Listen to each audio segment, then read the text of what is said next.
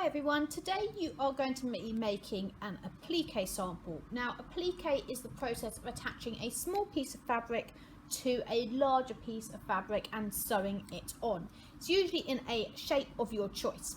So we're going to do a very quick sample that is going to help us effectively understand how this works before we do it on our real one. So this is kind of like a prototype. So you're going to be given a piece of fabric and a piece of paper. On the piece of fabric you will need your name. On the piece of paper you can either draw out with a pencil or you can just cut out a design. Now whatever design it might be, make it nice and simple. So I want mine symmetrical, so I'm going to fold it in half like this, and I am going to cut a diamond shape. Now with my diamond shape, I'm just making it really simple and cutting it like that, which is going to then give me my diamond. You don't need to do it like this, you can just simply draw your shape out on the piece of paper to your choice. You don't need to do any of the complicated folding if you don't want to. So with this, first of all, we are going to select a piece of fabric that we're going to cut it out of.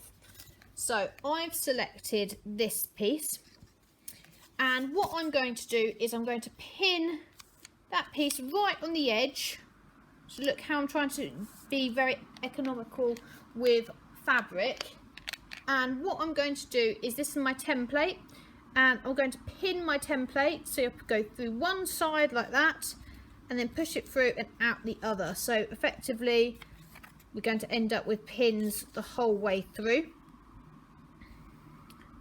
and again repeat that until it's secure on the piece of fabric. Then when you've done that, use a pair of fabric scissors. They're the larger ones near the window, and the fabric scissors, use them to cut out your shape really nice and accurately.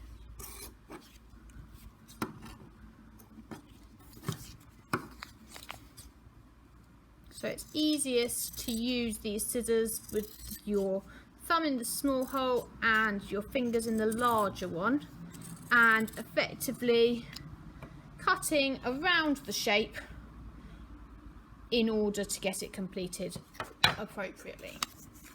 So you're taking the pins out like that, and then we're left with our shape.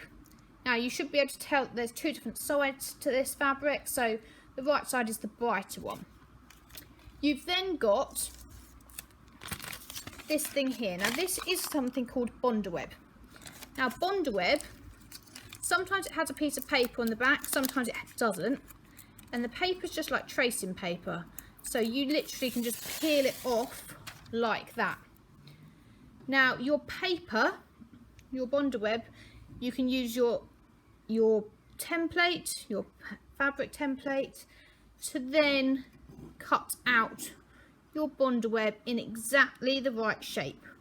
So what you should end up with is a paper template of your shape. You should then end up with a fabric template, and you should then end up with a piece of Bondaweb like that. Now if you get your fabric piece again, the main piece, you're then going to want to create almost a layer with this. So that's going to go like that. That one's going to go on top. And now what we're going to do with this is we're going to iron that in place. Now we only use Bondaweb with very, very small pieces. So if you're planning something larger for your cushion, anything larger than this sort of size, then you will not use the Bondaweb. You will just cut it out and pin it really strongly to ensure that it doesn't come apart. So then you're going to need to go over to the ironing board. You're going to need a piece of greaseproof paper on the bottom, then your piece of fabric with your applique template on, and then another piece of greaseproof paper over the top. You're going to need to use the iron with the iron here, you can see that you can change the temperature. You need the temperature on a 2, so where the indicator is, the 2 is there, so you need to check that before doing this. Then simply you are just running the iron over top like that. You should then be able to take it off like so, and it should stick. If it doesn't stick, you need to try it again until it has effectively stuck itself all together. You might need to turn the temperature up a little bit if it still doesn't stick after a couple of tries. So like that, so you can now see that that has been stuck down, so this shouldn't be coming off. Now the final part of using your applique template is to sew it on the sewing machine. So our standard stitch for using this on the sewing machine is a stitch number 7. Okay, so that is our applique stitch. So you're going to effectively go around the edges of all of this using stitch number 7. To change the stitch number, first of all, you turn your sewing machine on.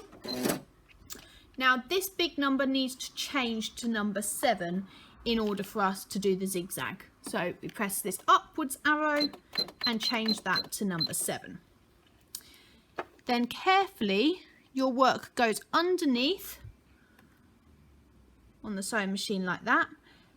This bit here is the presser foot, and you need to make sure the presser foot clamp is down. You put your hands roughly about here, and then carefully you are going to zigzag stitch around the edge.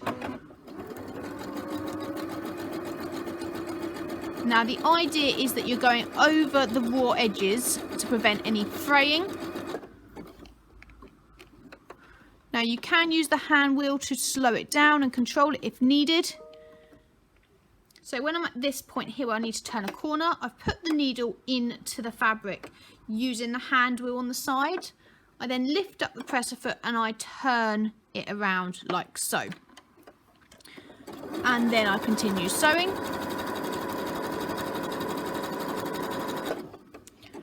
Again, needle into the fabric, lift up, presser foot, twist it round like that.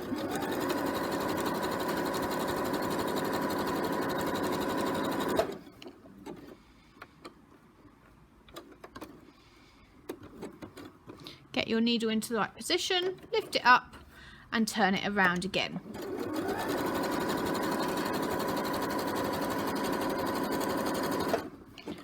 Now when you get to the point of being done with this, you press this reverse button down here, which looks effectively like a backwards arrow. Can you see that there?